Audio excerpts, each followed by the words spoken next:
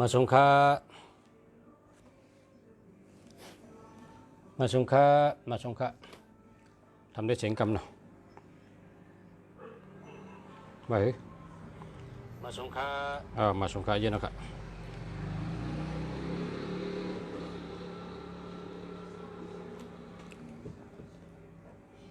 เยอะนะครับมาสงค้ามาสูงพอเมปีน้องผู้ทำยินผู้ปันแห้งรายการและแต่ก็หักกูก็ขามาสูงตั้งเสียงกะ หาเมียวมีเวจับเฮินพอมีหาเมียวในเฮินเฮาก็หลียหาเมียวโหลหลีมีจับเฮินเผอเฮินมันพอมีหาเมียวในก็หลีหลีเต้ๆครับหลีเต้ๆ อันนี้พี่น้องเมืองไทยเปิ้นก็สั่งสอนกัน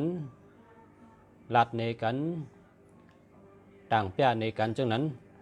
เพราะว่าเมืองไทยเนี่ยเป็นเมืองคัดเจอปกป้องปุ่นตามักมีก้อยนะเมืองไทยเนี่ยโหปาก85เป็นคนคัดเจอเหตุการณ์มักมีปุ่นตามักมีหลายๆก้อยการต่างเมียวเนี่ยมีอยู่แต่ว่ามีอิดอ่อนอิดออดนะเมืองเลยเมืองเนี่ยมันเหมือนกันนะมันเหมือนกันที่เมืองในเป็นไว้เจอตำเจอคัดเจอปกป้องปุ่นตามักมีก้อยเฮามักมีหลีพอมีเงินเฮ็ดสังก็ง่ายเพิ่นเอากล้ามขอในสอนกันโหลดให้มีเงินก่อนพอมีเงินเฮ็ดสังก็ง่ายกูเมียวก็เพราะว่าเงินนี่มันเป็นเส้นตั้งสื่อตั้งกูเมียวครับการมันก็ว่าจังนั้นน่ะอูมาต้องตีละมาเจ้าในการมันก็ว่าจังนั้นเพราะใส่เต็มเนี่ยเหตุการณ์ตั้งดีมหลายในว่าคนมันว่าก้อยกะมันเขาก็ใครเฮมักมีเหมือนเมืองไทยใครเฮขึ้นใหญ่เหมือนเมืองไทยก้อยน่ะมันไปถึงเนาะอันผู้อ่อนโหมันเขาเมื่อวันนั้นได้เปิ้นว่ามันเนื้อหอมเนี่ยเป็นเมืองดิโมคราซีกำหนึ่งเนาะกำในซ้ำขึ้นชุกชักกันให้ก็มันมีลองดิโมคราซีเอาแหละการมักมีเขาก็ขึ้นตกขึ้นเพราะการมักมีตกเนี่ยคนเมืองก็เลยไปกับเหตุการณ์ต่างวันต่างเมืองหากินเด้งต้องเมืองเหลือไรเงินดีเปิ้นก็ยินนู่นนะคนเท่านี้อายหมอกกว่าจอมลมข่าวก้นก็กว่าจอมก้นก็เพราะฉะนั้นแหละเมืองเหลือมักมีเมืองเหลือหาเงินไรน้ำเมืองเหลือศักษาเนี่ยเป็นจำรัดนี่กันจังว่าออกหาวันออกเมืองหาเงินทั้งเผงมัน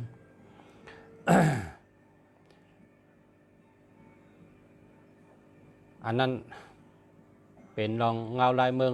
มันเหมือนกันเมืองไทยในเป็นรัดในกันปุ่นตามักมีเงินเป็นสั่งสอนกันปุ่นตามีเงินเป็นอุบในกัน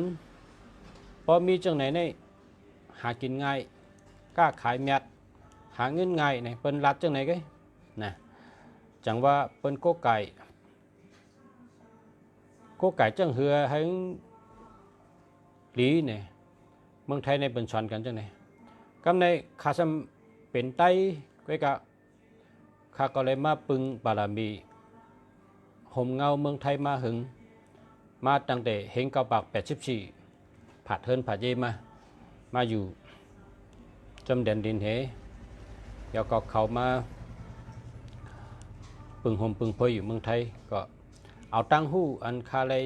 ตัวทบให้ได้ขึ้นต่างรัฐบรรพเมพี่น้องเขา เจออันอยู่ในเมืองไทยก็คารัดเนี่ยนะพอเจออันอยู่ในเมืองไทยได้เปิ้นก็ฮู้กำไทยกูก็อ่ะนะเปิ้นก็ลักแหลมกูก็อ่ะตั้งฮู้เยอะตั้งหันกว้างตั้งฮู้เยอะตั้งหันนำกูก็เปิ้นว่ากนเฮนดิก10 ตัน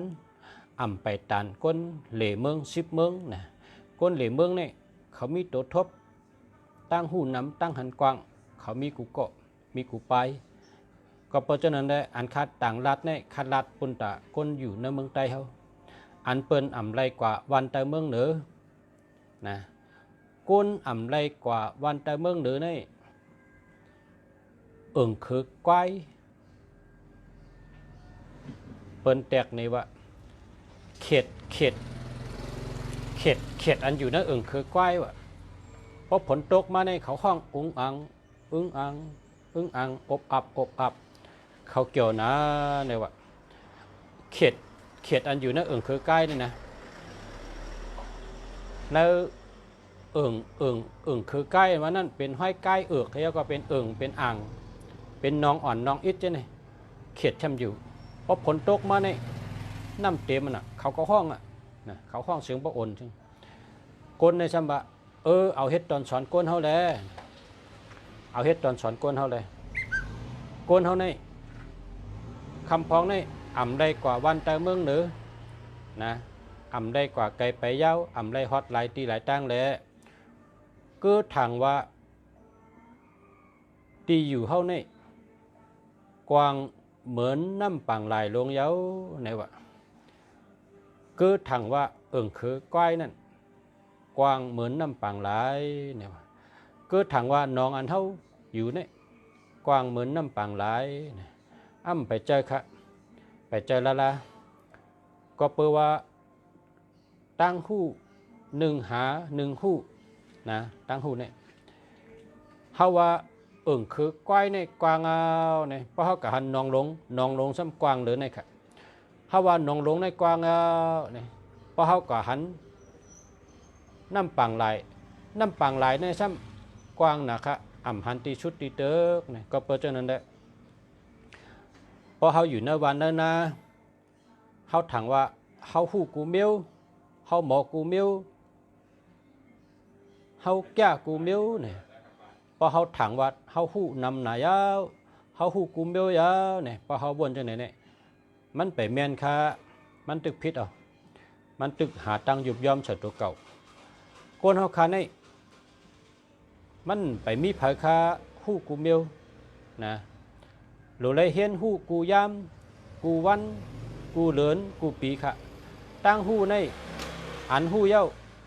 ก็หูเย้าอันไปหูมีทางตั้งนำค่ะเย้าก็การแลกลายเงาลายวันหนึ่งและวันหนึ่งก็เหมือนกันการแลกลายเหลือหนึ่งและเหลือหนึ่งก็เหมือนกันการแลกลายเงาลายปีหนึ่งและปีหนึ่งก็เหมือนกันเมืองหนึ่งและเมืองหนึ่งลองแลกลายกูปลายนั่นก็เหมือนกันค่ะก็เพราะฉะนั้นแหละเพราะเขาเคยเป็นก้นคืดดันคืดกับคืดปานปะเนี่ยเขาแต่ได้เล็บเห็นเขาแต่ได้เห็นหูพอเขาเล็บเห็นหูยาวเขาออกมาเจอเป็นส่วนตัวเขาพอเขาไล่หลีไล่เป็นไล่กัดไล่เย็นไล่ขึ้นใหญ่เมื่อสูงไล่มากมีกำในเขาก็อย่าไปลืมเจอเปิ่นตึกตุกขะเจอเปิ่นตึกผันขันเจอมีตั้งน้ำเจออันเปิ่นตึกตกแต้มมีตั้งน้ำอำไปขึ้นใหญ่เป็นเขาไร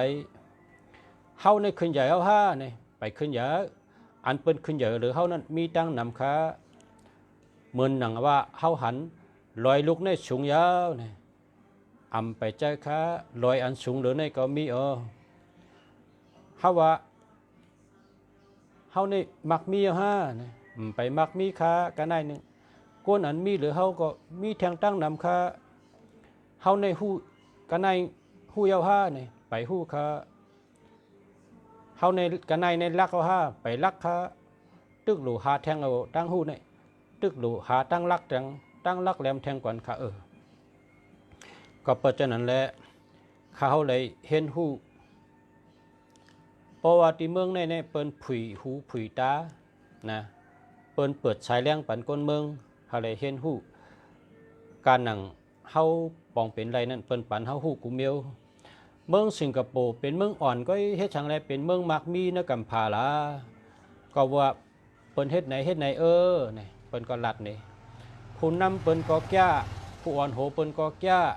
จีการเปิ้นก็แก่ปักเปิงเปิ้นก็แดดแนดแดดตอหลีเปิ้นเฮ็ดไหนเปิ้นขึ้นเยอะเปิ้นมักมีย้อนจังไหนนี่เปิ้นก็ฮู้หันให้เปิ้นมาลัดเฮาก็เลยถ่อมได้ยินกำในเมืองมาเลเซียเฮ็ดจังไดขึ้นเยอะเลยเมืองไทยหลายเมืองนั้นเมืองไหนเฮ็ดจังไดเปิ้นขึ้นเยอะเลยเมืองไหนล่ะเนี่ยเปิ้นก็เอามาลัดในกันหนังคือแลเมืองไทยเฮาบ่ได้ขึ้นเยอะเหมือนจังหนังเขาเนี่ยกำในบ่เฮามาด้วยว่าเมืองเขตได้ขึ้นเยอะนะเมืองฮ่องกงขึ้นเยอะนะเมืองสิงคโปร์ขึ้นเยอะนะเมืองมาเลเซียขึ้นเยอะนะเฮาจำอยู่เมืองไทยเฮาจำตัวเมืองไทยในขึ้นเยอะแม่นพ้องตึกขึ้นเยอะติ๊กอ่ะเฮาจำวนมาขึ้นเมืองไทยเฮาเฮาจำวนขึ้นเมืองไทยเฮาใน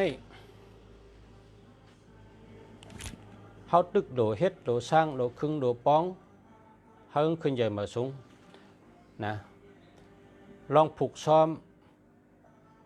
เพราะผูกซ้อมจังหือแลแต่ไรเงินแต่มีเงินแต่ขายไรลองเลี้ยงตัวสัตว์เลี้ยงจังหือแลมีเยี่ยวขายไรลองผูกซ้อมก็ดีลองเลี้ยงตัวสัตว์ก็ดีมันเป็นป้ายหมักมีนะมันเป็นป้ายหมักมีกำเนี่ยลองอยู่เศร้าตรงวงกลมเนี่ยก็เข้าดูมนเมไปวนเขาค่ะทุ่งเก่าอ่ำดียะพิงผ้าอ่ำดีถอนอันนี้เป็นกำปอขาลาดไว้ทุ่งเก่าอันว่านั้นป้อมดีเนี่ยเฮยาไปเชิงๆอ่ะมันขึ้นกาบทุ่งเก่าเนี่ยอ่ำดียะไปเชิงๆพิงผ้ามันดีมันปันจูถอนไปเชิงๆแหลกลายไล่เหมือเส้นตั้งปานเหมือเปิ้นเฮ็ดคืออะไรเปิ้นขึ้นใหญ่เขาก็เฮ็ดจังนั้นเปิ้นเฮ็ดคืออะไรเปิ้นมักมีเขาก็เฮ็ดจังนั้นนะลองอยู่ลองเศร้าลองเฮ็ดลองสร้างลองไปวนลองตั้งหลัดลองอยู่เศร้าลองกับสืบลองปกป้อง กูเปิงในเฮาดูทัดสั่งด้วยบางมิวเฮาเฮ็ดมันปันพันดีเฮาก็มโลเฮ็ดอ่ะบางมิวนี่เจอว่าทุ่งจำเฮาไว้กะเปิ้นเฮ็ดกันแล้วในกำผาเนี่ยเฮาก็มโลเฮ็ดอ่ะเฮาโลเฮ็ดลายมือยังหนังเปิ้นขึ้นใหญ่เปิ้นเฮ็ดไหนเฮาก็โลเฮ็ดนั่นแหลกลายจอมกว่าจอมยังจอมอันเปิ้นขึ้นใหญ่เปิ้นเป็นฉลาเฮาเปิ้นขึ้นใหญ่หรือเฮาเมื่อนังเฮาก็อยู่ห้องเห็นน่ะเมื่อเฮากว่าในเฮาหมดแต้มเฮ็ดตู้ครูเฮานั่นมายิบมือเฮาเอาแค่ตานี่เฮ็ดว่ามนน่ะเมื่อเฮาก็เรียกน่ะครูสอนในเจรีน่ะมายิบเอามือเฮาให้เตรียมว่ามนน่ะเตรียมว่ามนให้เตรียมเสาเขาเนี่ยเตรียมว่ามนก่อนเมื่อกลับมาเนี่ยเตรียมว่ามนพอเตรียมว่ามนยาเนี่ยเพราะว่าในมนเนี่ยจงไปสอนห้องกาม นะจงไปสอนห้องกามสอนกาให้ในค่ะเมื่อเขาขับก็เรียกเมื่อครูเขาเนี่ยเขามาสอนน่ะนะกามกูปอกเนี่ยข้าเนี่ยลืมให้บอกนะตั้งแต่เป็นตัวอ่อนเนี่ยตัวเดียวได้เป็นหมอยะกามอันนี้ข้าในห้องในชูเจ้านะกามอันเขาก็อยู่ห้องเฮียนเหมือให้ครูเขาสอนเนี่ยครูเขาสอนเนี่ยดิกก็ไปสอนกำเดียวนะเขาก็เลยเรียน2 เดือนเนี่ยเตรียมว่าตั้งวันเตรียมว่าให้มนก่อนเนี่ยแล้วก็สอนห้องกามในห้องตั้งวันต่อซึ่งปอตองก็หมอห้องกามมันตั้งจังไงหมอเด็ก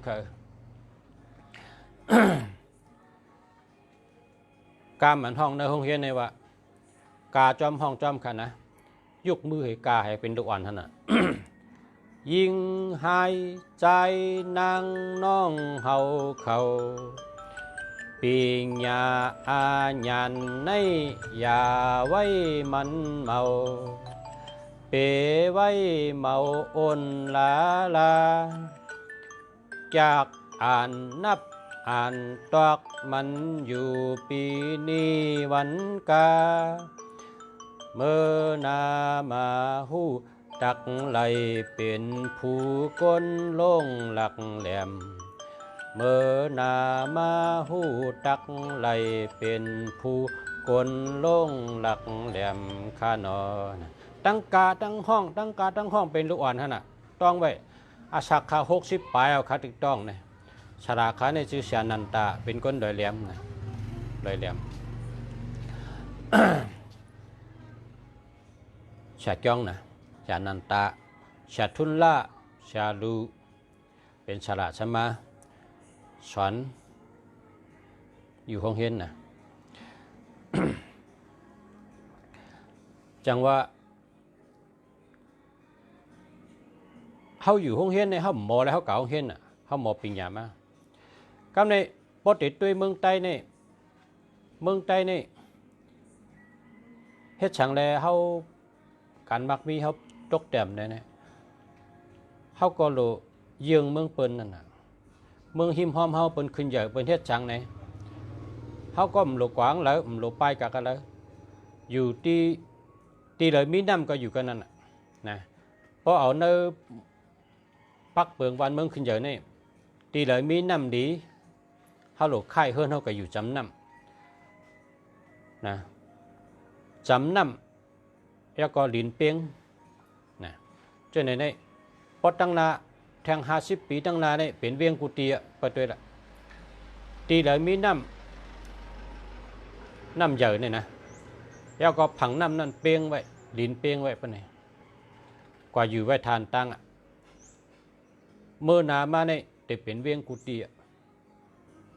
ก็ว่าโกนเนี่ยมันกึนมาติดๆนะคนกึนมาติดๆโกนเนี่ยมันนำมาติดๆเพราะคนนำมาติดๆเนี่ยเปิ้นได้ชอกหาที่อยู่เนื้อจีคุยไปเลยเนี่ยน้ำแต่แห้งก็เปลว่าโกนเนี่ยเต็บต้นไม้น้ำหนักน้ำแต่แห้งเพราะน้ำแห้งเอาเนี่ยโกนก็มอยู่เลยชัดก็มอยู่เลยปลายหาน้ำเพราะมีน้ำมันยุ่มเลยเพราะว่าตอนเตมีน้ำก็ตอนเตมีแต่กินแต่เจอน้ำนี่ก็มันขึ้นเยอะเลยก็ว่าผูกส่วนพักให้เลยขายในหนูมีน้ำเลี้ยงชัดให้เลยขายในให้มีน้ำเพราะน้ำเก๋เนี่ยอย่าไปอยู่ซ้ำไปว่าอยู่ไรเฉตาก็มันขึ้นเยอะเลยนะขึ้นเยอะเลยพอเขาหันขึ้นวันเกิดเขาเนี่ยเมื่อปานปอเท้าเขาเนี่ยเป็นสัตเทเต็มบ้านเต็มนาเฮ็ดสังไรเป็นสัตเทเนี่ยก็เปลว่าอย่าฉีอุตุภาผลสังถกเถินไม่มีเผยยะน้ำมีกุฏิเพราะผูกสังก็เลยขายแล้วก็เลยซื้อคำกุปีอย่าพอเขาก็ใหญ่มาเนี่ยเถินไม่ก็เป็นเต็บน้ำมันเท่ายำหันมันไหลก็แห้งหน้าอันเป็นหน้าน้ำผ้าคนเท่ายำเฮ็ดกินก็เฮ็ดแล้วคนวานในปลายกระจักกระจายก็หูก็ตังก็ห้างเผิงมันกึดไว้เป็นตับห้อยฉนก็นั่นห้อยฉนก็ในเขาตึกต้องก็การนำแหงเป็นก็ไปเขาเจ้าซุ่มข้าวยามมาเป็นหลายโจก้นน้ำหัวนั่นเมื่อเขาไปเกิดเนี่ยห้ามเตมีหลายปู่หลายนายเขาหลายตายกับที่นั่นก็เปลว่าเขาเป้สภาวะเขาเลยอยู่เนื้อร้อยแหละพอถึงนำแหงมาเขาอันเขาเฮ็ดมาปียาวเข้าหึงนั่นหลักฐานเขานั่นมันจางให้มันกึมเลยจางให้มันคงเลยเลยปลายเลยไข่เพราะกำไตในเป็นคำว่าใกล้ปลายใกล้ผานปลายจำ ผานเกป้ออยู่เจเดมีมาติ๊กปลายไก่ผานน้ำปลายจำผานเกป้ออยู่เจเดแค้นมาติ๊กกำไตในสมบัตินี่เพราะปลายนี่ผานที่เดียวก็บอกว่าปลายนี่กว่าอะไรตัวเขาเนี่ยโคหมังเมียวตึกดีก็กะเลยเปียดเอากำเปียดเลยมันเป็นเช่นนั้นในเมื่อเหลียวในเขาคาหันเอาว่าเมื่อเหลียวในเจออันอยู่เนื้อร้อยเนี่ยหรือควันจู้กันลงอยู่ที่ปังที่เป้งที่มีน้ำพออยู่ที่ปังที่เป้งเนี่ยเขาอยู่ไว้จำปังจำเป้งเขาก็ปานเขาเนี่ยได้ขึ้นใหญ่อีกนึงนะปานเขาเนี่ยขึ้นใหญ่อีกนึงก็แปลว่าเขาได้อยู่จำน้ำที่ปังที่เป้งก็น่ะปานลูกเขาเนี่ยขึ้นใหญ่หรือเขาให้ทางแรงขึ้นใหญ่หรือเขาก็แปลว่าพวกเขาก็อยู่จู้กันเนี่ยเป็นหมู่บ้านก็ดีเป็นเว้งก็ดีคนเนี่ยพออยู่จู้กันเนี่ยหนึ่งก็หู้หนึ่งอันหนึ่งก็หันหนึ่งลองก็โขหนึ่งลูกปิ่งหยาหนึ่งเมียวมาอยู่จู้กันเฮไรเฮ็ดเป็นวานเป็นเว้งปะนี่กำนี่ลูกอ่อนนั้นเกิดมาที่นั้นจะมีหงเฮนทำมีหงเฮนเพราะว่าอะไรเฮนปะไหนเนี่ยมีตังหูมีตังหูมีปัญญาพอมีตังหูมีปัญญาลูกอ่อนเกิดมาเนี่ยเพราะว่า30 ปีนี่ฉันเป็นก้นหลงอ่ะค่ะนะเพราะ30 ปีนี่เขาฉันเป็นก้นหลงอ่ะเนี่ยเขาแต่ได้หันลูกเขาเนี่ยขึ้นเยอะเลยเขาก็ในลูกเขาฉันมีนาเฮิร์นแทงมีลูกมีหลานแทงพอนับกับแทง30 ปีลูกเขานั่นเป็นห้องวาดหลานเท่านั้นฉันขึ้นมาเป็นก้นแทงจุบหนึ่งเป็นก้นหลงเขาฉันแต่เป็นก้นปกป้องนาทีดีนั้นขึ้นเยอะมาสูงเลยเก่าขึ้นเยอะเฮืองเลยเก่าอันนี้เป็นกำพร้าเป็นเจอจังไหนนั่นกำพร้านี่เขาคำมาเลียเพียนด้วยที่เขาคำมาอยู่ตัวเดียวเนี่ยก้นเท่าเขาว่าโอ้เมื่อกูปอกได้เป็นเถื่อนกลางเลยบ่รู้กูเพียดก็มีก้นเนี่ยวะมีก้นไม่เท่าเขาเนี่ยก็มาอยู่กันในอาชัก80 ปีไปมันก็ว่าเมื่อกูปอกได้กวางเลยดิกูเพียดก็เป็นเถื่อนเป็นต้นไม้ใหญ่ต้นไม้ลงอะไรกล้วยกะเฮ็ดฉังแหละเป็กกึนตัวเดียวเนี่ยคนในมีอ่านล้านขายเนี่ยที่เขาขายอยู่เนี่ยเฮ็ดฉังได้เป็กกึนเนี่ยก็แปลว่ามันมีเมน้ำลงอยู่ในกลางเวียงเนี่ยเฮาก็จอมสองผังในแฮมเป้งดีนะครับป้องเป้งดีในเขาจำเฮ็ดนาค่ะเนาะเฮ็ดนาเฮก็อันก้นอันเฮ็ดนาเนี่ยก็เขากินพ่องขายพ่องกินพ่องขายพ่องน่ะเฮ็ดนาก้นอันมีนาในซ้ำชื่อกินข้าวเขาค่ะนะชื่อกินข้าวเขาซ้ำมีปัญญาลองเฮ็ดลองสร้างเฮ็ดก้าเนี่ยเฮ็ดรถเครื่องเนี่ยเฮ็ดสปินเนี่ยเฮ็ดกูมิวน่ะเครื่องเจ้าโคตื้อเนี่ยคนเจ้าเนี่ยซ้ำเจออันมีนาเนี่ยซ้ำเจ้าปิ่งยาอ๋อยานปิ่งยาให้อะไรเฮ็ดตั้งขายจังหวะที่ใครอยู่ในเมื่อกูปอกในเปิ้นห้องว่าบ้านแต่ตัวเดียวในเปิ้นห้องว่าเบ้งอ่ะนะเก่งใหม่ในเปิ้นห้องว่าเบ้งเป็นที่2อ่ะในเมืองไทยเนี่ยตั้งขึ้นใหญ่มาสูงเนี่ยเมืองกอกเนี่ยเป็นที่1ที่เก่งใหม่เนี่ยเป็นที่2ขึ้นคนกึนนะเงินก็หาง่ายคนกึนเนี่ยเพราะว่าเขามีตั้งขายเขาก็ย่อตั้งขายเขาเนี่ยบ่เขาวางไว้ที่เฮือนเขาเนี่ยไล่ขายกูเมียวนะก็เพราะว่าคนกึนมันหลูเปิดปอยมันหลูเปิดกัดค่ะเอาวางไว้หน้าเฮือนเนี่ยไล่ขายกูเมียวค่ะเนี่ยตั้งขายเนี่ยนะก็ว่าคนกึนเพราะคนกึนก็เงินนำคนกึนก็เงินขอนข้าเขาวนหันตีวันเกิดเขาได้ในเมืองใต้เนี่ยอยู่เนื้อจิ้คอยปลายร้อยเพราะกัดจู้กันก็ไกลน่ะเฮิรนในไกลกันน่ะเพราะฉะนั้นมันถือขึ้นเยอะเลยค่ะละชูเจ้าอยู่กับตัวโจ้ชักก็มันขึ้นเยอะเลยถึงปานลูกปานล้านก็มันขึ้นเยอะเลยปานล้านปานดินปานร้อนปานล้นปานหลงปุ่นก็มันไปขึ้นเยอะเลยนะแห้งแล้วมันขึ้นเยอะก็เพราะว่าสภาวะมันปันขนาดน้ำหลงก็มีตีลินก็เป้งเตปกป้องจังหือเฮเป็นคนมีมาเลยเฮเป็นสัตว์เทมาเลยเตปกป้องจังหือตีจังนั้นอยู่ดีกินวันอาชักยาวได้ไรนั่นน่ะก็แปลว่าอากาศดีลมดีนะไรอยู่ดีกินวันอาชักยาวกันนั้นเพราะเคยเป็นสัตว์เทเพราะเคยขึ้นใหญ่มาสูงได้โลจู้กันอยู่จำผังน้ำหลงตีเลยเป้งกว่าอยู่แวนตั้งกว่าล้อมตีดินไว้ละแทงอินก็เป็นสัตว์เทลงอ่ะนะเพราะตีเมืองคาในนาเด็ดเป้งหืนไปมีคนอยู่ห้อยกุดเ ป้งหืนๆมีคนอยู่ห้อยกุดในเมื่อปานซึกกำพาปอกช่องในอเมริกันเขามาลงจองกันนะดินเป้งน้ำแคบมีพออยู่เจ้าในคาดีอยู่เจ้าอันอยู่ในจิกดอยในโลกไปกับอยู่จำน้ำมีน้ำแคบตีดินเป้งเจ้านั้นค่ะเมื่อนามาติดเป็นเว้งได้ขึ้นเยอะมาชงค่ะยาวก็เพราะเขาอยู่จู้กันน้ำในเปิ่นเป้กินเท่าไรนะเขาอยู่จู้กันน้ำในเปิ่นเป้กันเท่าไรบ้านเหมือนหมักจอกเนี่ยหมักจอกเนี่ยพอกีบแล้วกีบนั่นเนี่ยใส่ข้าวชอบกันพอปองลุกตั้งลุกเนี่ยมันใส่ข้าวชอบอะไรคนเขาขาเนี่ยก็พออยู่จู้กันก็พอเป็นมุกเหยื่อพุงเหยื่อจุ่มเหยื่อเนี่ยเปิ่นเป้กินเท่าแต่พอเขามีเพื่อนเดียว2เพื่อน3เพื่อนเนี่ยเปิ่นแค่ตอกก็หูเขาก็ไรพอเปิ่นโกเขานะพอเขาจู้กันเนี่ยเปิ่นเป้กินเท่าไรเขาหลุดจู้กันคนเจอหังก็ยะคนเมียวหังก็ละเขาหลุดจู้กันให้อยู่จำกันฮักกันเหมือนปีเหมือนน้องมีหังก็แบ่งกันกินนะ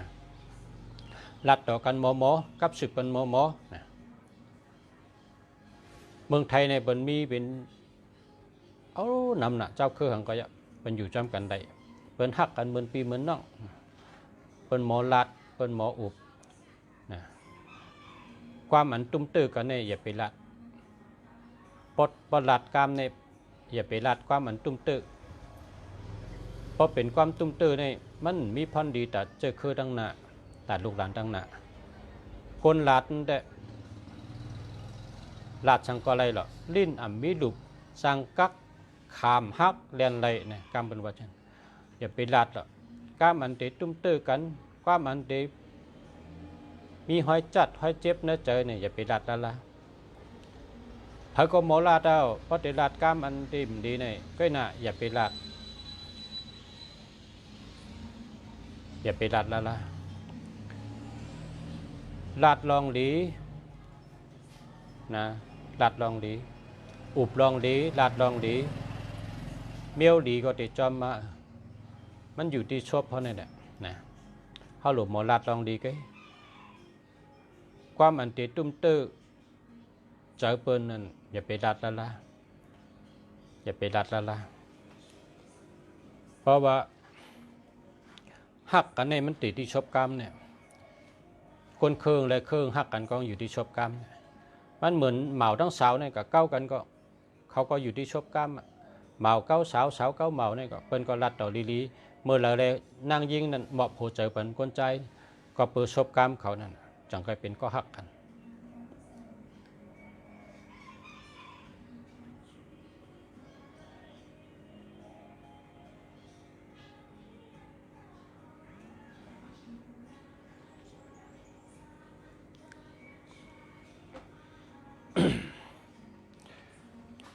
เมื่อในข้าเอา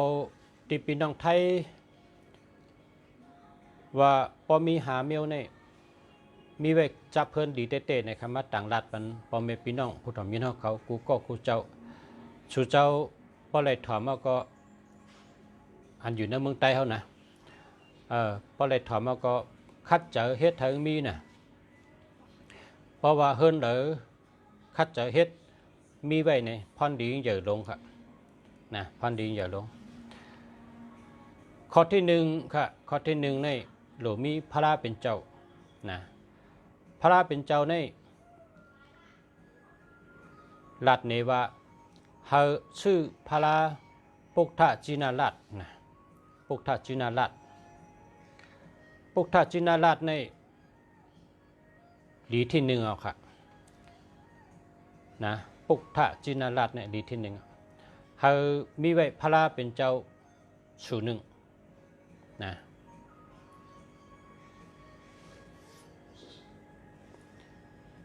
ต่างเมียวนั่นนำจะในเมืองไทยเนี่ยก็กะเขาแนะนำครับนะเพราะในเมืองไทยเขาก็มีนำนะพระรานะพระราก่อเมืองว่าพระราตันสะซ่องว่าอันเจไหนก็ไทยเขาก็มีชื่อมีเสียงก็กะ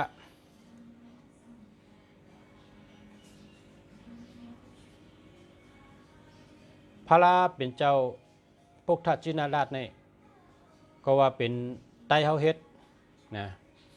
เป็นจึกเคยได้เอาเฮ็ดหน้าตาก็สั่งถูกสบายเลยเปิ้นกะจังว่าเฮากุไก่พุทธชินราชเจ้าหนึ่งนะเฮามีที่หนึ่งเนี่ยเป็นพุทธชินราชครับเฮ็ดสังแรมแนะนำพระก่อเมืองเฮ็ดสังแรมแนะนำตั้งสาช่องเนี่ยข้าเฮาได้ยินผู้มีตังหูเขาเจ้ารัดว่าเจ้าพระก่อเมืองเนี่ยมันกลมหน้ามันกลมหน้าเพราะว่าก้นออกแบบมันเนี่ยก้นอันออกแบบปัทมาเนี่ยมันเป็นเปิงมันมาเนี่ยนางกลมไปและจังว่ามันแนะนำเพราะว่ามันหลุกลมหน้าค่ะนะมันหลุกลมหน้าพระเป็นเจ้าเนี่ยพอเฮ็ดออกแบบมันมีตีป่องค่ะอันนี้เมืองไทยเนี่ยเปิดเอาหงจุ้ยนะเปิดเอาหงจุ้ยว่าปาไตเขาก็ว่าเอาแก้มแล้วก็ว่าเพราะว่าพวกท่าจีนาราชนี่นั่งซื้อ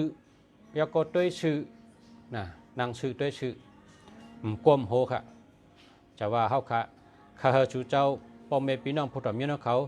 ฮาเลโกไก่พระพุทธจินราชค่ะเพราะว่าไรกลมนะไรกลมนะอันพระอันเฮ็ดไว้เมื่อก่อนนั้นพระก่อเมืองนี่เพราะว่าเฮ็ดเหม่อในก็หลุดขึ้นปันเหม่อปันหางเหม่อเฮานางเจ้าไรแหนขึ้นใช่ไหมนะอันมีไว้เมื่อก่อนนั้นมันกลมนะแบบเน้นน้ำไรเจ้าก็ไก่นะไรเจ้าอันเจ้าก็ไก่อันรัดเนี่ยเฮาก็ไก่ได้เฮาก็ไก่พระพุทธชินราชอันมาที่เมืองไทยเนี่ย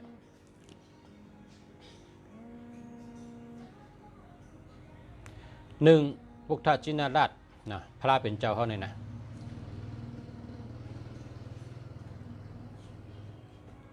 เพราะเหลือให้นั่นใครมีอย่างก็มีอะไรกูอันนะมีอะไรกูเมียวมีอะไรกูเจ้านะมันเป็นก้นเมื่อก่อนเขาเจ้าเฮ็ดไว้เนาะ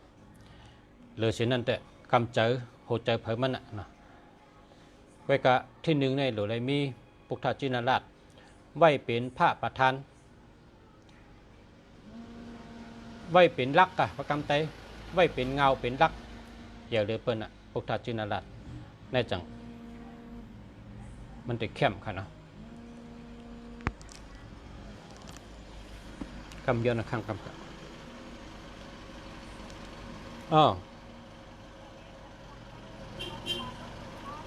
ครับประชาตึกไทยทอดสดด้วย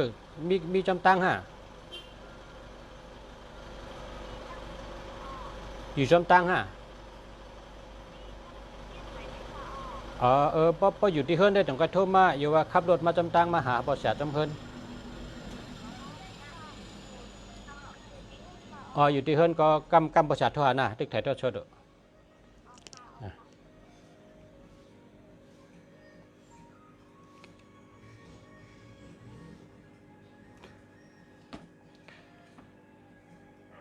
ย้อนต่างรัฐเฮอพ่อแม่พี่น้องเขาหนึ่งในเฮอมีพุทธชินราชนะเป็นต้องใหญ่เกานิ้วนะใหญ่เกานิ้วแล้วก็กาขันมันนี่คาถามด้วยมือว่านี่กาค่ะนะ3,500นี่กาค่ะอันเข้มๆกำเดียวนี่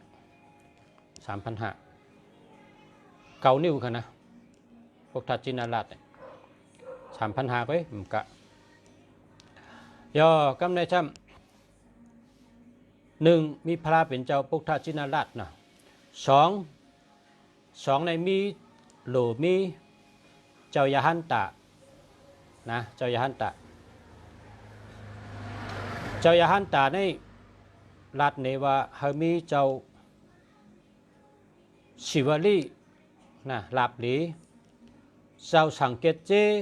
สเทตโจเจ้าอุปกุกเปเพ3สังนะครับเฮามีทั้ง3สังนะ1มีพระนะมีพระเป็นเจ้า2มีเจ้ายาหันตะนะมีเจ้ายาหันตะอันว่านั้นเป็นเจ้าอุปกุเปเพ เจ้าสังเกตเจชะเทต่อจูเจ้าศิวลีลาบลีนี่นะได้เป็นข้อที่สองนะตัวเลยมีไว้พอมีเนี่ยดีเตะหนึ่งพระเป็นเจ้าไว้สูงสุดสองเจ้ายาหันตะแต้มลงมาอีกหนึ่งนะ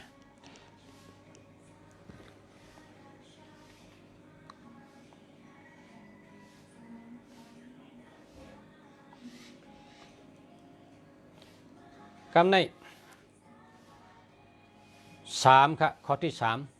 ข้อที่สามข้อที่สามในโลมีหางเจ้าเสือขันพระเจ้ามุนใหญ่คนคำหลงเฮาเจ้าเสือขันพระมหาราชาเนี่ยโลมีกูเฮินนะโลมีกูเฮินครับอันนี้เมืองไทยเนี่ยมีกูเฮิน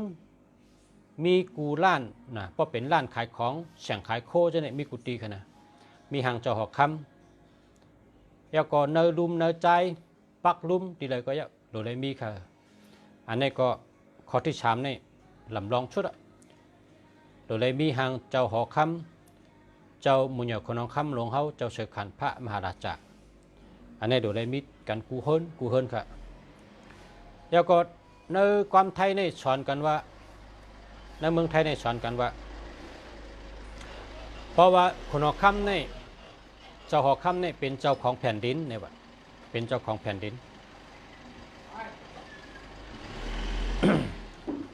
พอเตจัดหงจุ้ย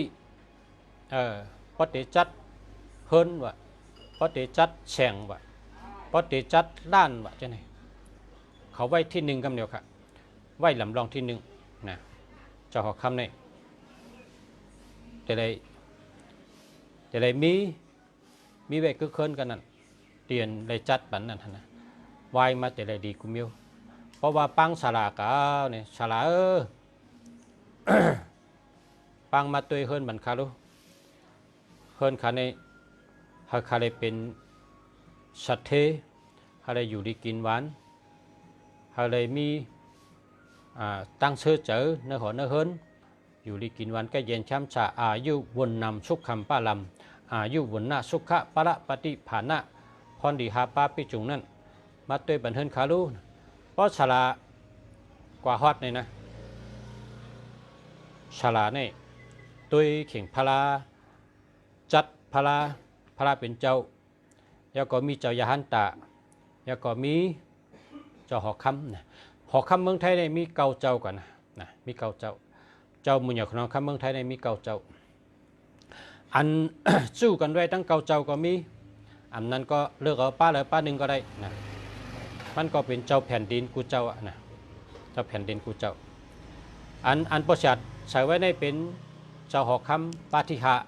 แล้วก็เจ้าหอกคำปาธิเก่านะมีสองเจ้า เพราะว่าเมืองไทยน่ะเมืองไทยเนี่ยมีเจ้าอะไรก็ได้อิงก็เหมือนกันน่ะก้อยการในเมืองไทยเขาจะมีเจ้าเสือขันพระมหาราชาเจ้าเหลียวก็นั้นเขามีกูเฮินนะเขามีกูหอกกูเฮินเสือมันปองไว้แคมหอยไว้เพราะว่าพรดีมันได้จังเหือเนี่ยผีวิญญาณอันผีกำไตเป็นว่าวิญญาณนะผีวิญญาณผีต่างเมียวเนี่ยมันเข้าเฮินเท่าไรพอมีเจ้าหอกคำเนี่ยนะเหมือนจังว่าเข้ากะหรี่เมืองมานมาผีมานเข้าเฮินเท่าไรเข้ากะหรี่เมืองเขมาผีเขเข้าเฮินเท่าไร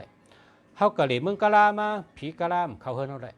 ช่ำไปว่าเขาจอมมาเขาก็ยังพอถึงฮอดเฮินเนี่ยก็แปลว่าในเฮินเนี่ยมีเวเจ้าหอกคำน่ะมีเวเจ้าเสือขันพระนะผีวิญญาณผีตายหุงผีตุบผีตับผีตะกะผีเพียดตะกะเพียดมันมาเข้าเฮินเท่าไรเนี่ยว่าให้เขาสอนกันใช่ไหมครับก็เพราะฉะนั้นแหละเฮินหนึ่งหลังที่หนึ่งมีพระเป็นเจ้าที่สองมีเจ้ายาหันตะที่สามมีเจ้าหอกคำนะเหมือนถึงใต้เขาก็เจ้าหอกคำเสือขันพระมหาราชาเขามีไว้กูเฮินหนึ่งเฮินหรือหนึ่งอันนะที่ค้าในขายหนึ่งอัน20 บาทแกขายมาหึงไหนอ่ะก็เพราะว่าใครก็สั่งมากก็ได้นะ20 บาทแก20 บาทเงินไทยนะ20 บาทเงินไทยก็ พอเงินเมืองไทยได้ตกก็คือก็คำหัวคำหมอนับเนี่ยนะก็นับออกนะชาวบาทนี่ก็หาดดองนั่นนะชาวบาทแกเอามือใส่เอามือเอาแปนนี่เฮ็ดเฮือนเหใส่มันปองไว้ใส่หังกุ้ยพอมือหัดเมืองไทยมือใส่หังกุ้ยนะใส่หังกุ้ยเอาแปนนี่เอาไม้ในเฮ็ดเฮือนเอามันในใส่นะก็ไก่ไปพรดีเลยคนในเฮือน เกิดมาเป็นคนมีบารมีมีอำนาจลุกล้างเป็นเจ้าเคอหลีหักเจ้าหักจัดหักบ้านหักเมืองหักปอหักเมหักแผ่นดินวันเมืองตัวเก่าเพราะก็ไก่เจ้าหอกคำเนี่ยนะก็ว่าเจ้าหอกคำเนี่ยเป็น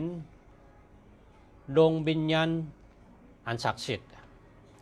ประกำไตก็ว่าวิเงียนขวัญเงาเหยื่อสูงศักดิ์สิทธิ์ในถอดแมทนะวิเงียนถอดแมทนะวิเงียนเจ้าหอกคำเนี่ยนะพอเขาปังหางเจ้ามาไว้ที่เฮิรนเนี่ยนะพอวันเดือนมน1 เดือน 1 ปอกอ่ะพอวันเดือนมน1 เดือน 1 ปอกไตเต้นหอมปันให้เต้นหอมนี่ไต5 ต้นก็เลยไต7 ต้นก็เลยไต9 ต้นก็เลยไต16 ต้นก็เลยนะอันในที่เมืองไทยในเขาไตข้าก็รัดนี้ข้าถามพี่น้องมันก็วันเดินบนสุดไตหลายต้นน่ะไต5 ต้นในก็มีไตหลายต้นน่ะไต9 ต้นในก็มีไตหลายต้นไต16 ต้นในก็มี16 จันทร์พระ16 จันทร์พระ15 จันทร์ดินในก็ไต7 ตัวน้ำป่องหัง7 ตัวนี้ติดจันทร์การปุดพัดชุกเสาเนี่ยว่ามี7 หรือวันตานินหนุ่ยตานินลาเองกาปตหูแกสปติชกยาจันดีเนี่ยมี7 วันนั่นแหละแต่7 ตนแต่5 ตัวน้ำป่องหังเนี่ยแต่5 ตัวในป่องว่าพาราตาราสังฆาชาสมาปอเมเนี่ยว่ากุงหาป้าเนี่ยว่านะก็ในก็ต่างรัฐบันว่าวันเดือนมนไว้เจ้านะวันเดือนมน1 เดือน 1 ปอกเพราะว่าวิ่งเงินเขาเพราะว่าเหลือนมนเนี่ยเขามามีในเมืองกลเพราะว่าวันอ่ำเจริญมนเนี่ยเขาเจ้าจะอยู่ติดเมืองดิกปันข้อที่ 1มีพระเป็นเจ้าข้อที่ 2มีเจ้ายาหันตะเจ้าอุปกุกเจ้าศิวลีเจ้าสังเกตเจนะเจ้าศิวลีลาบลีเจ้าสังเกตเจสะเทต่อเจ้าอุปกุกเปเพนะอันนี้เจ้าอุปกุกเนี่ยเป็นไผ่เปเพนะพอเพชรปล่อยสั่งรองในบนกับปังมาเจ้าอุปกุกมาปล่อยผลก็มย่าปล่อยเนื้อปล่อยก้นก็พิษกันเจ้าอุปกุกเปเพเจ้าสังเกตเจสะเทต่อเจ้าสังเกตเจในกัจจายานะเปเจกับบุกถ่ายยหันตะเจ้าสังเกตเจในคำไทยเป็นห้องว่าพระสังกระจายเนี่ยว่าพระสังกระจายเนี่ยอันในลาบลีน่ะในเมืองเขในเปิ่นเฮ็ดพระเจ้าป้าแนะนำนะเปิ่นเฮ็ดบนห้องว่าอยู่ดีปีชันเนี่ยว่ากำเปิ่นก้นเมื่อก่อนเนี่ยพออยู่ดีปีชันเนี่ยเขาจ้วมนะก้นเมื่อก่อนเนี่ยก้นเหมือนมื่นชิ้นก่อนเนี่ยพอเผยอยู่ดีปีชันปีฉี่ช่างฉี่เช้านะเปิ่นเกียกนะเปิ่นห้องว่าอยู่ดีปีชันเจ้าสังเกตเจในพังหังปีปุ่มเหย่อปุ่มโทวานหูย่อนแก้มย่อนนะก้างย่อนนะเจ้าสังเกตเจนี่นะเฮ็ดไว้ในเมืองเขเป็นเฮ็ดไว้ที่เมืองไทยก็เฮ็ดน้ำหนักเมืองไทยก็เฮ็ดน้ำหนักไทยอยู่ดีปีชันก็ลาบลีสติปิญญาลีนะสติปิญญาลีนักศึกปืนพระเป็นเจ้าในเมื่อจัดก่อนมันเป็นฉลาจึงเขานี่นะเป็นฉลายศยากลมันคันปองยศยาแค่นพอแค่ตังก็ตังมันคันนะกะไตเต้นไตอ้างกะด้วยเปตังกะยศยากลมันคันมึงเป็นฉลานะมันคันแค่ดูก็ดูอะแค่ชุกมือก็ชุกอะแค่ปันก็ปันอะแค่นี้มึงเป็นฉลาก็ในเผงตายให้จัดเป็นก้นอะมันทำมาเป็นก้นทางจัดเลยเมื่อเป็นอมัดหลงในวังหอคำเนี่ยว่าในศึกปืนแผ่นเจ้านะเผงเลยเมื่อเป็นอมัดหลงเนี่ย คุณเอาคำว่ากว่าปังพระเป็นเจ้ามาที่เมืองเขาน่ะเขาเลยถ่อมตาละเขาเลยลองช้อมลองปั้นเนี่ยว่าเป็นเจ้าอาบัตลงน่ะมันก็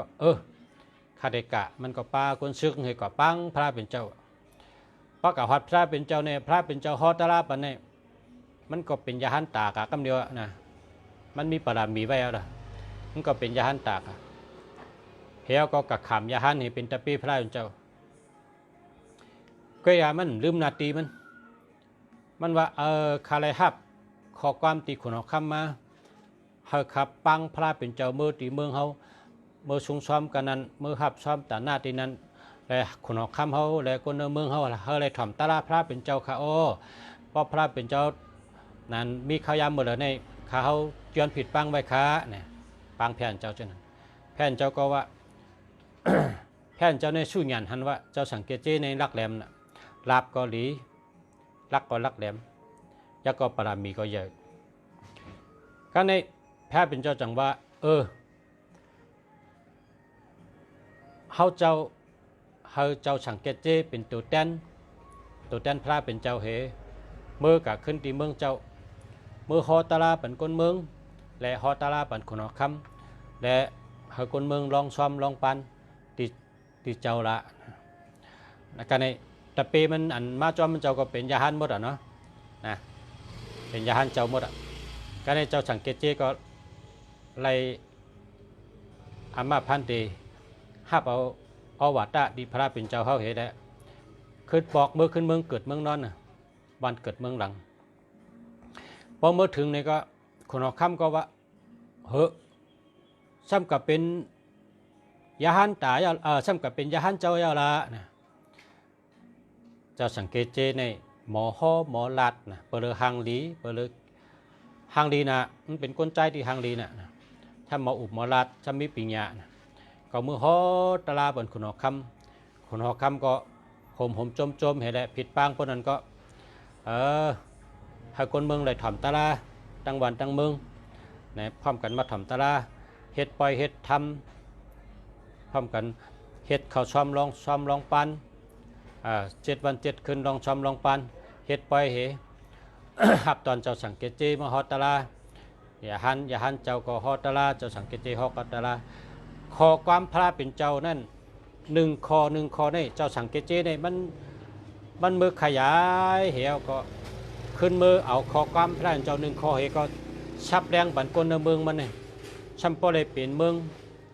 อันนับถือเริ่มเสาศาสนาพุทธพระเป็นเจ้าเต้บวะนะมันเจ้าเนี่ยปองว่าเจ้าสังเกตเจนี่ญาณลีปิญญาลีลักแหลมหางลีอันพระเป็นเจ้าข้อนี่คอหนึ่งเนี่ยมันเจ้าขึ้นกับซับแรงบรรตากาเขาเนี่ยป่องแจงแรงเจอเลยตะลากะตั้งนำตั้งหลายเฮ็ดนั้นเฮ็ดได้เจ้าก็พระเป็นเจ้าก็ฮู้พระเป็นเจ้าเนี่ยชื่อญาณหันว่าเจ้าสังเกตเจเนี่ยฮอตะลาเลยดีนะ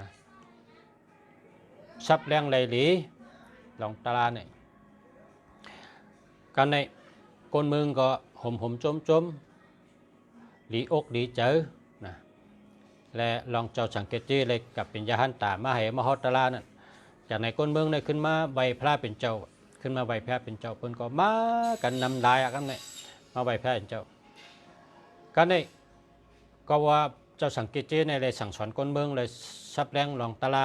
คนป่องเจอในตาลาทำกำสอนพระเป็นเจ้าในน้ำล้นแล้วเนี่ยเจ้าสังเกตเจในจังไม่อยู่จำพระเป็นเจ้าไม่อยู่จำพระเป็นเจ้าก็ว่าคนเมืองเจ้าอันนั้นขุนหอกคำที่ในเป็นไรตาลากันนะคนเมืองก็ไรตาลานำเนี่ยมีปอกหนึ่งว่าพระเป็นเจ้าในตีจ้ากว่าข้าวตั้งเนี่ยว่าข้าวตั้งอันเตกาในไก่น่ะเย้าก็โกนอันหยุ่มยำพระก็ตึกกีน่ะก็เพราะว่ากูยาหันตาเขายาหันเจ้าเขาแต่ปีพระเป็นเจ้าเนี่ยกูมีอาหารตาเตชุงจอมตาจอมตังเนี่ยเมื่อพระเป็นเจ้าตึกวนเจ้านั้นวะแผ่นเจ้าตึกวนเจ้านั้นแผ่นเจ้าว่ากว่าปังเจ้าศิวลีมาเขาติดจ้ากะที่เมืองนั่นอาเลิกอาเลในเจ้าศิวลีเนี่ยจำแมนเมื่อตึกมีแทงเมือง นะก็ในแพทย์เจ้าจังรับตาสู้หยันด้วยว่าเนยยาหันตาตั้งสิ่งอันมีอยู่ที่พระเป็นเจ้าในพาราลาบลีเลเปิลพาราเมตตาลีเลเปิลและเจมพีเจมก้นเจมพีเจมชัดเจมพีเจมทางตั้งสิ่งอันศรัทธานำเลเปิลพระเป็นเจ้ารับตาด้วยหันว่าโอ้นั่นก็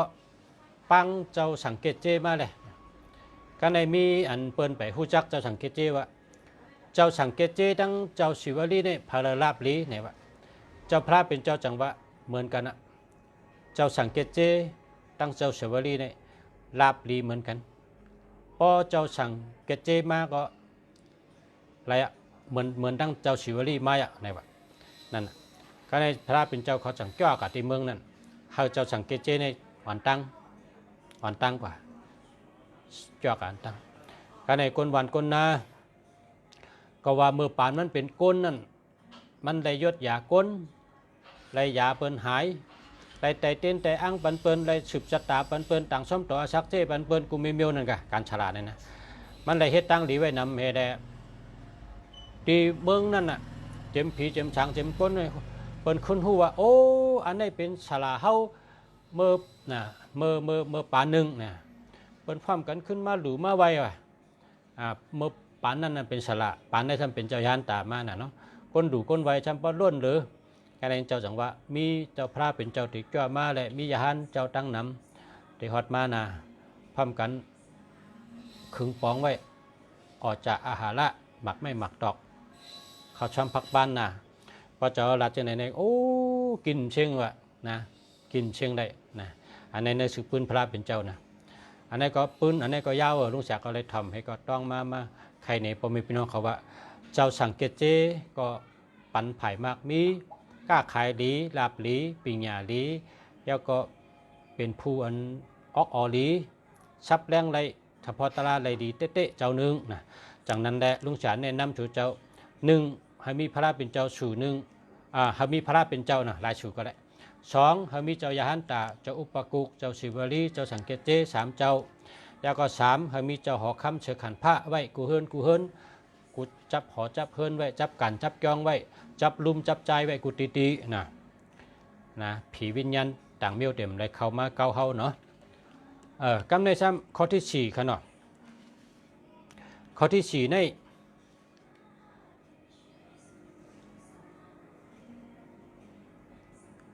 การนั่ง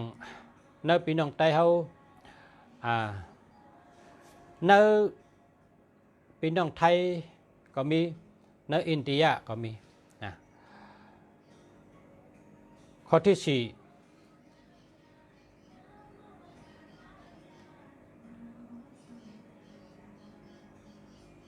เจ้านางสุรสวัสดีนะเจ้านางสุรสวัสดีอันมันเต็มนั่นเขาเต็มตกตัวครับมันหายตัวเขาว่าสุรสวัสดีเนี่ยมันตกหายเป็ดว่างครับเมืองไทยในเขาเต็มสุรสวัสดีนะครับสุรสวัสดีนี่เป็นภายปิญญาเนาะกำในช่ำอันนี้ก้นโกไก่ก็นำหมดนะมันก็หยาบสังนะลายไว้เจ้าก็ไตเต้นหอม12ต้นนะไตเต้นหอม12ต้นนะวันเดิน12 มนนะ1 ปี1 ปอกนะวันเดิน12 มนนั้นก็เดิน4 มนจะไหนก็แก้วเพราะว่าเดิน4 มนนั่นก็เป็นนกในดัดกามกูเมียวนะพอเดิน12 มนจำเป็นเดินเต็มนะพอเดิน12 มนก็เอาหางเจ้านั้นไตเต้นหอม12 ต้นเฮ้ก็แล้วนะทางเมียวเต็ม เป็นแนะนำนะมีเตียนหอม12 ต้นไว้เจ้าให้1 ปีในไว้2 ปอกเดิน4 มนให้ปอกเดิน12 มนให้ปอกให้ไหนกัน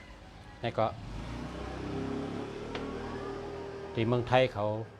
เฮ็ดจังไหนกันเนาะกำในข้อที่5กันเนาะข้อที่5เนี่ยถัดปุ่งปอเฮาถัดปุ่งเมเฮานะถัดปุ่งปอเฮาถัดปุ่งเมเฮานั่นเป็นพระอรหันต์นะเป็นเจ้ายาหันตาสำรับเผอมันค่ะนั่นแหละนะ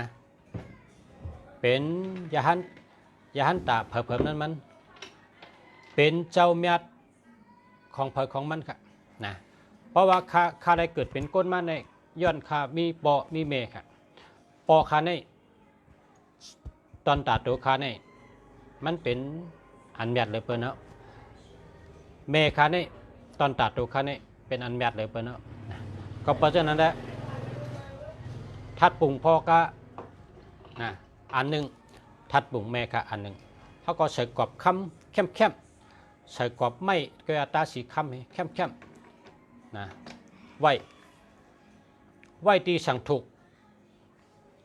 นะไว้ตีสั่งถูกตีเลยสั่งถูกเลยเปิ้ลเนี่ยนะตีเลยสั่งถูกเลยเปิ้ลเนี่ยพอมีช่องไพ่ค่ะพอมีช่องไพ่เฮมีเพลินกินข้าวเฮนะก็ไว้กันนั่นครับนะในช่องไพ่และมีเพลินกินข้าวค่ะเนาะมีเพลินกินข้าวเพราะว่าเขาหุงข้าวพักชุกก็เนี่ยเขามาตำเพลินกินข้าวนั่นนะไว้ให้ถ้าปุ่งพอเขาเมเขาเนี่ยเลยหันเพลินข้าวอันเขากินนั่นนะว่าจังเขามีตั้งกินเจิ้งเปิ้นจังเขาเลยกินดีกินหวานเจิ้งเปิ้นจังเขาเลยมีตั้งกินตั้งย่ำเจิ้งเปิ้นเนี่ยเขาเจ้าเลยหันครับเขาไว้ดีเขาตำเพลินข้าวเนื้อช่องไผ่ค่ะนะถ้าปุ่งพอเขาถ้าปุ่งเมเขานั่นในเมืองไทยนี่เขาว่านะอย่าไปเอามาไว้ที่ห้องฮับแขกละนะก็ฮับแขกเนี่ยมันเป็นแขกเงินแขกคำนะอ่ำดีเอาทัดปุ่งก้นนั้นดูหายตายกันนั้นมาไว้ละครับนะเดี๋ยวก็ซื้อพักตูนะพอเขาเฮิรนมาก็หันกำเดียวอันนี้ก็มันดีไว้เดี๋ยวก็ซื้อทางขี้นะทางขี้อันนี้ก็เดียวทัดปุ่งพอเขาเมเขาไว้ละให้เลยสติกันอันที่ลีเดอร์เปิ้ลเนี่ยเป็นที่ในช่องไพ่เขาหุงกินหุงย่ำยาวก็มีเพลินกินข้าวเขานั่นเขาทัดปุ่งพอเขาเมเขาเนี่ยอ่ำหรือไว้ชุงน่ะนะไว้เปี้ยงโหเจอเนี่ยเขาตีเลยฮับพรเปี้ยงอกเปี้ยงเจอตั้งสูงเปี้ยงโหเจอเพอโหเจอมันในขณะเป้งโหเจอเป้งอกเป้งเจอเนี่ย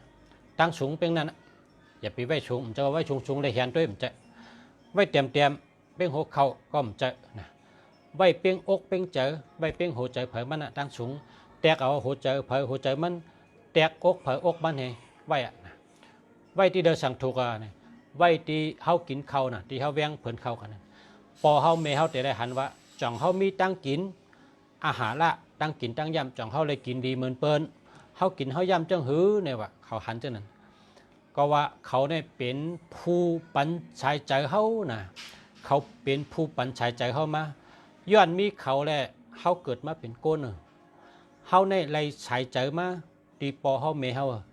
เนื้อเลือดโตคิงห่างพังตัดติ่งชะ30 ไป2อังกะลักษณะ32 ป้าเนี่ยเขาไล่ตีปอเขาเมเขามา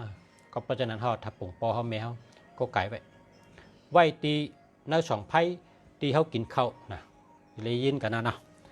ตีไว้กำในแท้ช่างว่าปอข้าก็มตั้นหันเมข้าก็มตั้นหันข้าเกิดมาในปอก็ตายเมก็ตายข้าสาระเนี่ยช่างว่ามีกวนจังนั้นกะเพราะว่ามีจังนั้นใช่โหลไล่เอาทัดปุ่งก็อันเล่งดูลุ่มลาเฮาเจอเป็นก้นมานั่นค่ะอันนั้นเป็นห้องว่าผู้มีเกจูเหนือเฮานะก็เลยเลี้ยงดูลุ่มลาเฮาสั่งสอนเฮาลักแหลมเลยเยอะมาเตอตินเตอมือเขา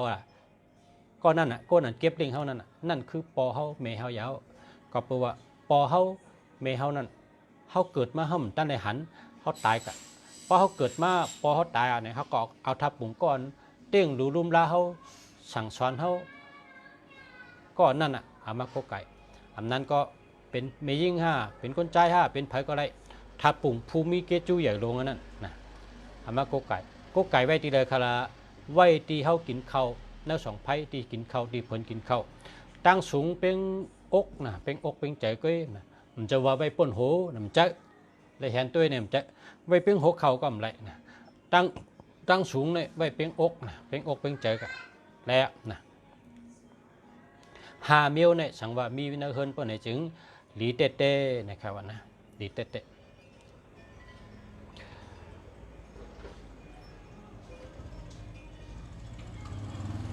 แล้วก็พวกกว่าเมืองมันนะพวกกว่าเมืองมันอย่าไปชื่อทับปุ่งมันมาโกไก่นะเพราะว่าชื่อทับปุ่งมันมาเนี่ยผีมันเนี่ยเด็กเขามาอยู่นาเฮินคนนาเฮินเนี่ยติเป็นอาจ้างมันนะมันเนี่ยเขาใกล้พิษกันนำจ้ามันเนี่ยใกล้พิษกันแล้วก็เพราะเขาก็เลยเมืองมันเปิ้นขายทับปุ่งทับปุ่งนั่นมันดีอยู่นะมันดีอยู่มันเป็นของดีอยู่ก้อยกับมันดีแต่เจ้าคือมันเขาก็มันดีแต่ต่างเจ้าคือหรอกนะเขาเป็นเจ้าคือต่างเจ้าคือเขาก็ดีเขาก็ไว้แพ้เมืองมันนะอย่าไปชื่อทับปุ่งมันมาหอยไว้ในเฮินแล้วล่ะเพราะว่าชื่อมาในวิ่งเงินขวัญเงามันนั่นน่ะมันมาจำอยู่ในเฮินเขาให้ทางแรงเขาไรย้อนห่อทับปุ่งเขามามันเขาจำทัดปุ่งอันนี้เขาคู่กันไว้นะเมืองไทยในเปิดลัดกันนะปกติเมืองมันนะอย่าไปชื่อทับปุ่งที่เมืองมันขายนั่นอย่าไปเอาเขามาในเฮินดารานะมันผีนั่นเดี๋ยวมาจำทัดปุ่งนั่นเพราะเขาอันทับปุ่งนั่นมันดีฮ่าเนี่ยดีมันดีแต่ม่านเขานะมันดีแต่ม่านเขาม่านเขาเนี่ยมันดีแต่เจ้าจัดมันดีแต่เจ้าคือมันนะม่านเขาในเฮ็ดไข่ทับปุ่งน้ำทัดปุ่งโพอ่องทัดปุ่งโพมิ้นของโพต่อปิ้วโพต่อปุ้นโพต่อยาเชอุเมธายาเชอุขันทีมานเขาเฮ็ดนะนาดโพกีนะเจ้าไหนมานเขาเฮ็ดขายนำหนาเพราะกับใบพยาเมืองมันเนี่ยอำดีชื่อมาลาลานะกับใบไรอยู่ยุกมือใบก็ไรอยู่เพราะว่าใบในมันพิษนะกับใบไรอยู่แต่เต้นหอมก็ไรอยู่กับใบกับสัตว์ทู่ไรอยู่นะใบในมันพิษก็อย่าไปเอาเขามาที่เฮินละละนะพอเอามาเนี่ยเมียวอะไรก็ยะพอเอามาให้ผีเนี่ยที่มาจำผีเนี่ยมาจำ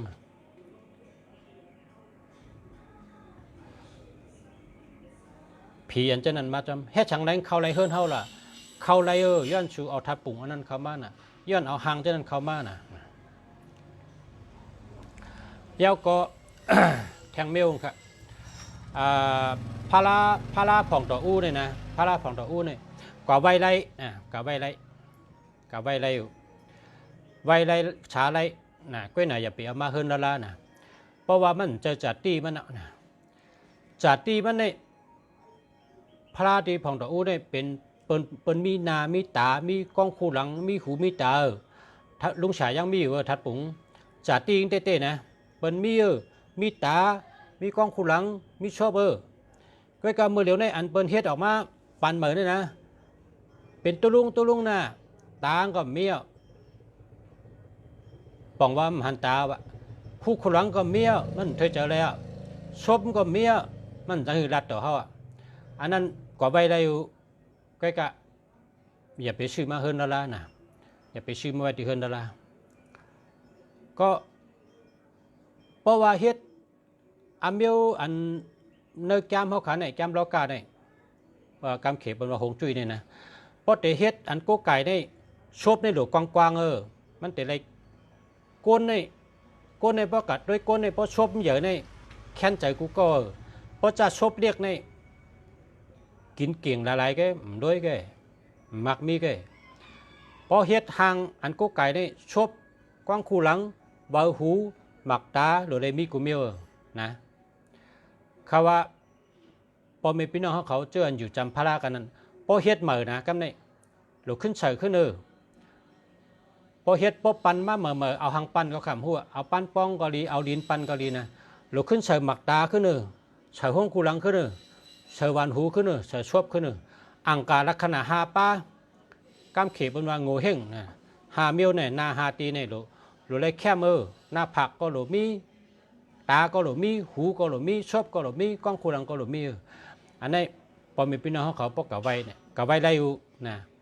อย่าไปเช่อย่าไปนี่กับไว้ใครกับไว้กันแล้วก็ไว้ในกุฏิก็อย่าไปเอามาเฮินละนะอย่าไปเอามาเฮินละเพราะว่าเขาเตะชื่อพาราเนี่ยเพราะเขาเตะชื่อเนี่ยเขาหลุดด้วยหมักตาเจ้าเราให้เข้มหมักตาใหญ่หมักตาลีนะหวานหูก็ลีก้องขูหลังก็ลีชบก็ลีด้วยเข้มนะเป ปิ้นชื่อจังนั้นจังเข้ามาบ้านเมืองได้ขึ้นเยอะมาสูงเฮือนเฮาได้ขึ้นเยอะมาสูงการมักมีได้ขึ้นเยอะมาสูงอันนี้ที่เปิ้นเฮ็ดไว้ตัวเดียวก้นปานเหมือเฮ็ดนั่นเฮ็ดเป็นตุลุงนั่นอย่าไปชื่อมาว่าเฮือนดารานะกะไว้ไรอยู่กะไว้กะชาไรอยู่มันเป็นมีกันนั้นน่ะมันมีกันนั้นมิดกะไว้ในมันพิษนะเฮายกมือไว้ในไว้สังก็ห้ามพิษกะเฮาไว้พระก็ไรไว้เจ้าทัดเจ้าแมดก็ไรไว้ผีช้างก็ไรนะไว้ต้นไม้ก็ไรไว้สังก็ไรนะลองไว้ลองสาในมันพิษเฮาก็อย่าไปเซ่อย่าไปเน่นะอย่าไปย่านะแต่ว่าพอเฮาแข่มาโกไก่เนี่ยเมี้ยวเลยก็เย้าเฮาหลุดเลยมีตาเฮาหลุดเลยมีหูเฮาหลุดมีกูคูหลังกว้างคูหลังหลุดเลยเยอะบักตาหลุดเลยเยอะบานหูหลุดเลยเยอะชบหลุดเลยกว้างจังไหนครับแต่เราเมืองเขในเปิ้นเฮ็ดพอเป็นป้อยปีเมื่อเขนั่นก็ตัวได้สั่งซีเปิ้นเฮ็ดชบกว้างบักตางเยอะๆนะบานหูก็เยอะๆเมืองเขเปิ้นขึ้นเยอะมาสูงตีเมืองไทยก็ให้ไหนคะตีในเมืองไทยก็ให้ไหนละเมืองไทยก็ให้ไหนอันเจ้าพระตีในเมื่อจัดตีในคามิเอทัดปุ๋งเปิ้นมีหูมีตาค่ะตาก็มีนาเปิ้นมีกุมเยอะมีหูมีตาอังการลักษณะเข้มแดบก็ไว้หลังในคาทางได้ก้นกับเตี้ยคำในกาเนี่ยเตี้ยเตี้ยหรืออะไรเตี้ยกันเนาะเตี้ยเขาก็เอาคำโถมไปเทแหละกำนั้นเหี่ยวก็ก้นอันตีเฮ็ดทางเหมือนในซ้ำมันจูไงกะมันจูเยืองอันเป็นเตี้ยคำโถมไปเป็นตุลุงนั่นนะมันจะเจอนั้นสาตีเจ้าเต้ได้มีหมักตาก็มีกล้องขุลังก็มีหูขุลังก็มีชบก็มีหูก็มีมันหลุดเลยเฉยขึ้นนะพอเฮ็ดแทงในเฉยละพอเฮ็ดแทงในเฉยละเฮาหลุดเจ้าเป็นเฮ็ดมันเฮาหรอตูเฮาในหลุดเฮ็ดนะแพทย์เป็นเจ้าสอนว่าอัตถาหิอัตถาโนนาโทเนาะตูเจ้าเก่าเป็นตีปึงตัวเก่าวันเฮาหลงเฮาใครเฮ็ดทั้งวันเฮาหลีเฮาหลุดเฮ็ดทั้งกล้วยเฮาหลุดเจ้าเป็นเฮ็ดตูเฮาหลงใครหาตูเฮาหลีเฮาหลุดเฮ็ดทั้งกล้วยนะเฮาหลุดใส่หมักตาปะเนอเฮาเลยหันตาตัววันตัวเมืองเฮาหลุดเฮ็ดกุ้งคุลังเยอะๆถ้วยเจอง่ายหรือชบกว้างชบกว้างก็หากินง่ายนะวันหูเยอะๆมีปิงหยานะได้เราจ้างในวันหูเยอะในเป็นว่าปิงหยางดีว่าจ้างตัวเยอะแก่เพราะเป็นกับช้อนให้เหตุการณ์ในมันต้องอะไรกูเบี้ยวย้อนทางย้อนวันหูเยอะมันมีปิงหยาจ้างเนี่ยจ้างวันหูเยอะนั่นผมว่าปิงหยาซี่ว่านั้นปิงหยาเยอะนะในตีเฮ็ดสังก็เขาหลุดเจอออกเงินปิงหยาทัดสังด้วยมันจะว่ารับหูรับตาให้เอากลมโหฮอกแก่มันเจอละนะเปิดลาดฉันก็คับติ๊กมันเจอเปิดลาดฉันก็ออกคาติ๊กมาเจอเฮามีออกฮัลโหลเจอออกห่างอะไรเนี่ยมันเมียนเบี้ยวดอกด้วยปืนมันแหละเพราะเป็นห่างกุมเบี้ยวนี่หรือเลยมีหมักตาหรือเลยมีหวานหัวหรือเลยมีหูคูลังมีกล้องคูลังหรือมีชอบเนี่ยกะเฮาก็ลาดกะเฮาลาดเจ้าเฮาตาเฮาโกไก่เฮาก็เฮ็ดกล้วยเฮานะเพราะใครโกไก่ก็เฮ็ดกล้วยเฮานั่นน่ะพี่น้องไต้เฮาก็หมอปันหางเหรอปันขึ้นมาหางพระเอาหางปันก็เลยเฮ็ดเฉยจี้จุงมันแต่ขึ้นดีขึ้นนะอย่าไปปันเปิ้นปิกหูปิกตาปิกกองคูหลังปิกชบจังเนี่ยจ้าละค่ะจ้าละเฮาคาในอยู่ที่เมืองแรงเฮาคาอยู่ที่เมืองแรงเมืองไทยในเป็นว่าเมืองแรงทางห้างเล็บเห็นทางห้างเห็นหูหนังหึงเตลีหนังหึงเตเข้มหนังหึงเตแก่ปองพิษกะขึ้นเมขึ้นหังขึ้นดีขึ้นประเทศนั้นมันจะว่าพอเฮ็ดปานก็สาธุติ๊กกลมหัวจูติ๊กมันจะอันนี้พี่ช่วยได้เมื่อก่อนมันจะจังไหนเนี่ยเขาได้เฮ็ดให้เหมือนขึ้นเมื่อก่อนเนี่ยเขาก็เฮ็ดไรนะมันอยู่ที่ตัวเขาลูกเฮ็ดนั่นนะเฮ็ดไรเนี่ยมีเหมียวหรอกพอเขาเฮ็ดก็มันไรนะเฮ็ดไรกูเมียวพอตัวเขาลูกเฮ็ดไรนั่นตัวเขาลูกอะไรมันเฮ็ดไรเขาแค่ฉันก็เฮ็ดไรกูเมียวเขาใครลาดฉันก็ลาดไรกูเมียว nàng hướng để lý xe an toàn xe cầu nàng hướng để khinh giờ mở xuống khinh giờ hơ hươngนั่นchuyên cha chơi ngàn bình nhà thắt sáng chơi óc ó chơi bay bôn ăn men ăn màn thế hết quả tiêu gạมันติขึ้นgiờ mở chung vớiมันติtínhขึ้นgiờ mở chung hăngค่ะแล้วค่ะเจ้าค่ะอ๋อค่ะโจมาค่ะปันนี้ก็พอเมพี่น้องผู้ถมยินน้องเขาค่ะย้อนให้กูก็กูเจ้าผู้ถมยินตั้งหลาย